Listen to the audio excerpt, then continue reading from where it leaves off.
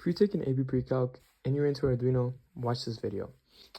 Right here we have a servo motor that points to the degrees of the unit circle, or the radians of the unit circle. As I move, here's the joystick. So this servo motor is controlled by the joystick, just like this one, but we're using this one to model the unit circle. So if we move, the joystick like that, it moves to 0 degrees. Then we go to 90 degrees if we don't do nothing to the joystick, and then when we move to the right, it goes to 180. You can kind of go into 3 pi over 4 and stuff like that.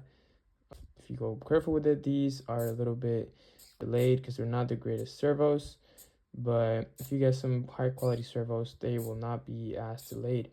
I did have to do some math. We had to do a linear equation to be able to get this, but it was fairly simple. And we did have to write some code.